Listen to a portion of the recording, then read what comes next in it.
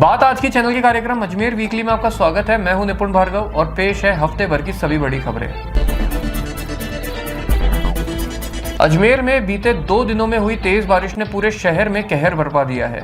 शहर के विभिन्न क्षेत्रों में जल भराव की समस्या से लोग परेशान नजर आए। पुरानी चौपाटी से लेकर फव्वारा सर्कल और पुष्कर रोड के रास्ते बंद कर दिए गए और महज 500 मीटर तक जाने के लिए लोगों को कई किलोमीटर की दूरी तय करनी पड़ी।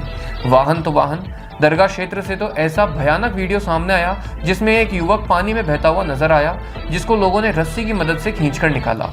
इसके अलावा अजमेर के साथ साथ पुष्कर भी पूरी तरह से जलमग्न हो गया। हर एक गली मोहल्ले में 3-3, 4-4 फीट तक पानी भर गया, जिसके कारण लोग अपने घरों तक से नहीं निकल पाए। साथ ही किशनगढ़ के ऊंटड़ा गांव से भी एक दुखद खबर सामने आई, जहां एक गहरे गड्ढे में डूबने से 3 बच्चियों की दर्दनाक मौत हो गई, वहीं एक का इलाज जारी है। ऐसी भयावह स्थितियों को देखते हुए प्रशासन ने एसडीआरएफ के साथ मिलकर राहत कार्य चलाया, जिसमें जलमग्न क्षेत्रों से लोगों को सुरक्षित बाहर निकालकर उनको या तो उनके रिश्तेदारों के पास भेजा गया या फिर राहत शिविरों में। कलेक्टर लोकबंधु ने लगातार शहर का जायजा लिया और आवश्यक दिशा निर्देश दिए। वहीं स्थिति की गंभीरता को देखते हुए विधानसभा अध्यक्ष देवनानी ने भी शहर का दौरा किया। इस हफ्ते अजमेर में उप मुख्यमंत्री दिया कुमारी के दौरे ने सुर्खियां बटोरी। उन्होंने राजस्थान महिला कल्याण मंडल के स्वर्ण जयंती समारोह में शिरकत की और वहां पढ़ने वाले दिव्यांग बच्चों से मुलाकात की। इसके बाद उप मुख्यमंत्री ने चाचियावास से किशनगढ़ तक बन रही सड़क का औचक निरीक्षण किया। उन्होंने कोर कटिंग के जरिए सड़क की गुणवत्ता जांची और शोल्डर निर्माण नहीं होने पर ठेकेदार को फटकार लगाई। निरीक्षण के दौरान जल संसाधन मंत्री सुरेश सिंह रावत और पीडब्ल्यूडी अधिकारी भी मौजूद रहे। खानपुरा क्षेत्र में दिन दहाड़े हुए दोहरे हत्याकांड ने शहर को हिला दिया। पाकिजा मीट शॉप पर हुए इस हमले में दुकान मालिक इमरान कुरैशी और उसके भतीजे शाहनवाज की हत्या कर दी गई। पुलिस ने व्यापारिक रंजिश को इस हमले की वजह बताया। दरअसल मीट रेट को लेकर एक दिन पहले आरोपियों ने फोन और व्हाट्सएप पर एक दूसरे को धमकियां दी थी। इसके बाद अगले दिन हथियारों से लैस होकर हमला किया गया। इस दोहरे हत्याकांड को अंजाम देने वाले 3 आरोपियों को गिरफ्तार किया गया, लेकिन मामला यहीं नहीं रुका।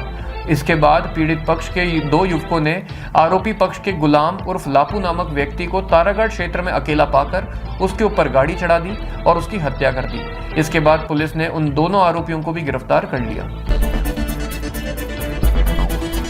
अब रुख करते हैं पुष्कर की एक चौंकाने वाली घटना की ओर। पुष्कर के ब्रह्मा मंदिर के पीछे स्थित होटल दीवा में एक व्यक्ति की संदिग्ध हालातों में मौत हो गई। मृतक की पहचान 48 वर्षीय पवन शर्मा पुत्र शिवराम शर्मा के रूप में हुई है, जो देर रात होटल में आकर रुका था। फिलहाल पुलिस मामले की जांच में जुटी है। इस हफ्ते पुष्कर से एक और दुखद खबर भी सामने आई। बीते सोमवार को 65 वर्षीय मजदूर शंकर कुमावत की गहरी रेत में दबने से दर्दनाक मौत हो गई। प्रशासन ने उसको बचाने के लिए घंटों तक रेस्क्यू ऑपरेशन भी चलाया, लेकिन दुर्भाग्यवश उसे बचा नहीं पाए। जयपुर अजमेर हाईवे पर मांगलियावास के पास देर रात भीषण सड़क हादसे में 4 श्रद्धालुओं की मौत हो गई, जबकि एक युवक गंभीर रूप से घायल हो गया।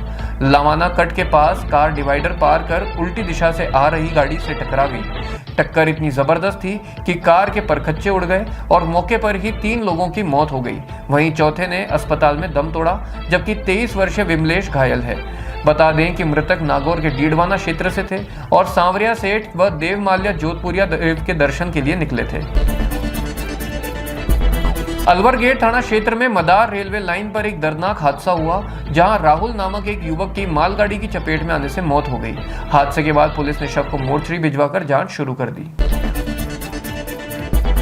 विजयनगर से एक दिल दहला देने वाली घटना सामने आई, जहां खेत में बैठे चांदमल माली और उनकी पत्नी पर अज्ञात युवकों के एक गुट ने गाड़ी चढ़ा दी और फिर सरियों से हमला कर दिया।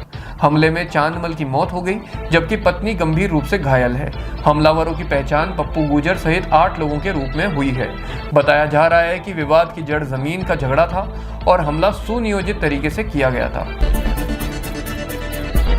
जेएलएन अस्पताल से भी एक शर्मसार घटना सामने आई, जहां एक नर्सिंग छात्रा के साथ नर्सिंग स्टाफ के ही एक युवक ने दुष्कर्म जैसी गंभीर वारदात को अंजाम दिया। इसी को लेकर नर्सिंग स्टाफ ने अस्पताल अधीक्षक डॉक्टर अरविंद खरे से मिलकर आरोपी के निलंबन, आंतरिक जांच और सुरक्षा व्यवस्था मजबूत करने की मांग की। अजमेर में भाजपा की नई शहर इकाई टीम का गठन कर दिया गया है, जिसमें विविधता और प्रतिनिधित्व पर खास जोर दिया गया है। टीम में महिलाओं को 7 पद, साथ ही अनुसूचित जाति व जनजाति वर्ग को भी प्रतिनिधित्व दिया गया है। नई टीम में अनुभव और युवा ऊर्जा का संतुलन बनाया गया। प्रमुख पदाधिकारियों में राजेश शर्मा, राजेश घाटे, किशन बंग, सतीश बंसल, वेद प्रकाश दादीच, योगेश शर्मा, दीपेंद्र लालवानी और रविंद्र सिंह जादौन जैसे नाम शामिल हैं।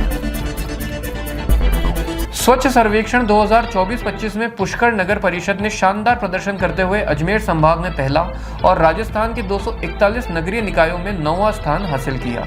पुष्कर को 12,500 में से 8,493 अंक मिले। साथ ही शहर अब ODF प्लस से ODF प्लस श्रेणी में भी शामिल हो गया है। सावित्री चौराहे स्थित होटल औरा से बिना वैध वीजा के रह रही युगांडा की एक युवती को CID टीम ने गिरफ्तार किया। युवती की पहचान नुसुलू बाकिदावो नालुबेग के रूप में हुई, जो 2019 में बिजनेस वीजा पर भारत आई थी, लेकिन वीजा 2020 में खत्म होने के बाद भी वह अवैध रूप से भारत में रह रही थी। 10 जुलाई को वो अपने युगांडा निवासी मित्र हेनरी वेन के साथ अजमेर आई थी। सूचना मिलने पर CID ने होटल औरा में दबिश देकर महिला को पकड़ा और लीव इंडिया नोटिस जारी किया। अजमेर की बेटी रुमानी कपूर ने दुबई में आयोजित मिसेस इंडिया वर्ल्ड वाइड 2025 प्रतियोगिता में Mrs India world wide US north का खिताब जीतकर शहर और देश का नाम रोशन कर दिया।